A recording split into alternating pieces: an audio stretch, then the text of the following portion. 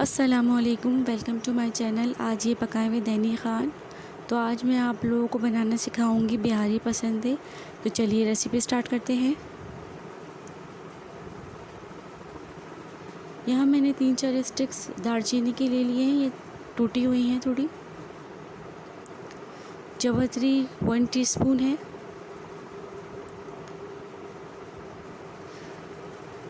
ये भुना हुआ ज़ीरा है 1/2 टेबल स्पून। लौंग है 1 टीस्पून। काली मिर्च है 1/2 टेबल स्पून। अब मैं इन तमाम मसालों को ग्राइंड कर लूँगी। यहाँ मसाले मैंने ग्राइंड कर लिए हैं। ये भुना हुआ बेसन है 2 टेबल स्पून। धनिया पाउडर है 1 टीस्पून। ये लाल मिर्च पाउडर है 1 टेबल स्पून। मेरा लाल मिर्च पाउडर इतना तेज़ नहीं है तो मैंने 1 टेबल स्पून लिया है। अगर आपका तेज़ हो तो आप थोड़ा कम लीजिएगा। और ये सॉल्ट हस्बे ज़रूरत।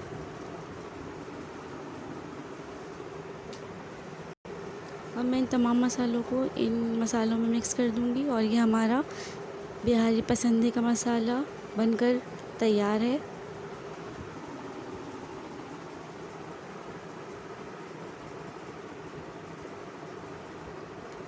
यहाँ मैंने 1/2 kg बीफ लिया था और इसको सिल का जो बट्टा होता है उससे कुचल लिया था, क्योंकि मेरे पास हैमर नहीं थी।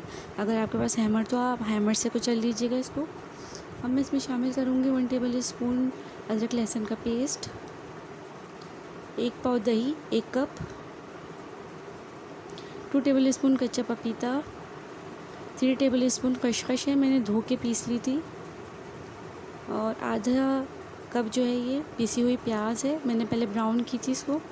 और ये बिहारी पसंदी का मसाला है, ये 2.5 टेबल स्पून आप ले लीजिएगा। ये अपने टेस्ट के हिसाब से ले लीजिएगा, जितना तेज़ आपको पसंद हो, ये जितनी आपको इसकी टेस्ट पसंद हो उस हिसाब से आप मसाला ले लीजिएगा, कम ज़्यादा।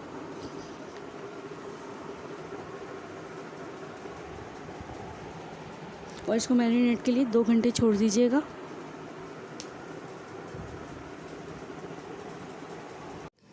अब यहाँ मैं पसंदों को स्मोक देने के लिए मैंने थोड़ा सा कोयला दहका लिया था। इसके ऊपर थोड़ा सा ऑयल डालूँगी ताकि स्मोक बन जाए।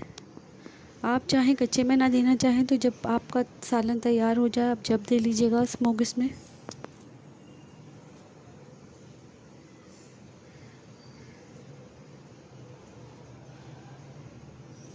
अच्छी तरीके से स्मोक इसमें बैठ गई थी तो मैं अब इसको निकाल दूँगी कोयले को।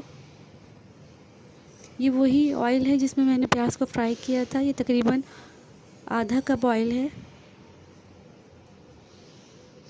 अब इसमें मैं ये पसंद डाल दूँगी।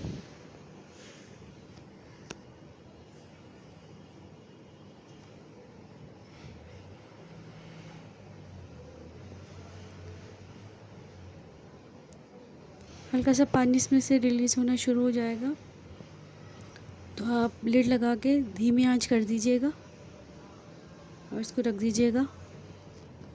अब मैं सालन को चेक कर लेती हूँ कि ये रेडी हुआ या नहीं। तो ऑयल सेपरेट हो चुका है पसंदों से।